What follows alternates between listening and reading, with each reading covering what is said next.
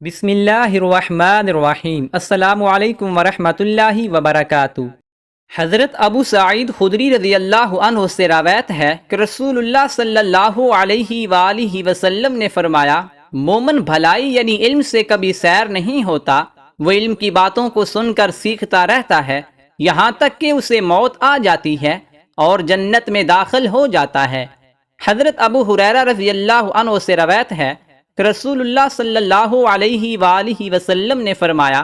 اللہ تعالیٰ اس آدمی سے نفرت کرتا ہے جو سخت مزاج و زیادہ کھانے والا ہو، بازاروں میں چیخنے والا ہو، رات میں مردہ کی طرح پڑا سوتا رہتا ہو، دن میں گدے کی طرح دنیاوی کاموں میں ہی پھنسا رہتا ہو، دنیا کے معاملات کا جاننے والا اور آخرت کے امور سے بالکل جاہل ہو۔ حضرت ابن مسعود رضی اللہ عنہ سے روایت ہے کہ رسول اللہ صلی اللہ علیہ وآلہ وسلم نے فرمایا، حسد دو شخصوں کے علاوہ کسی پر جائز نہیں، یعنی اگر حسد کرنا کسی پر جائز ہوتا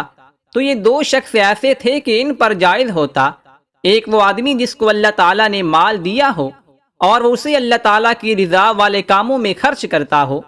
دوسرا وہ آدمی جس کو اللہ تعالیٰ نے علم عطا فرمایا اور وہ اس کے مطابق فیصلے کرتا ہو اور اسے دوسروں کو سکھاتا ہو۔ نبی کریم صلی اللہ علیہ وآلہ وسلم نے فرمایا،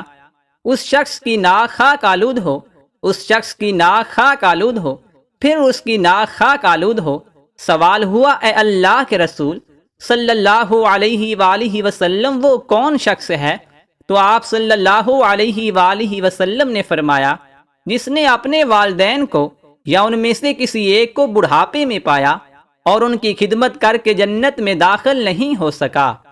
حضرت انس بن مالک رضی اللہ عنہ سے روایت ہے کہ رسول اللہ صلی اللہ علیہ وآلہ وسلم نے فرمایا، جو لوگ اللہ تعالیٰ کے ذکر کے لیے جمع ہوں اور ان کا مقصود صرف اللہ تعالیٰ ہی کی رضا ہو، تو آسمان سے ایک فرشتہ اللہ تعالیٰ کے حکم سے اس مجلس کے ختم ہونے پر اعلان کرتا ہے کہ بخشے بخشائے اٹھ جاؤ، تمہاری برائیوں کو نیکیوں سے بدل دیا گیا ہے۔ نبی کریم صلی اللہ علیہ وآلہ وسلم نے فرمایا،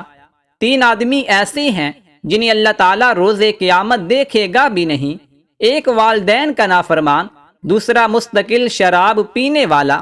تیسرا احسان جتانے والا۔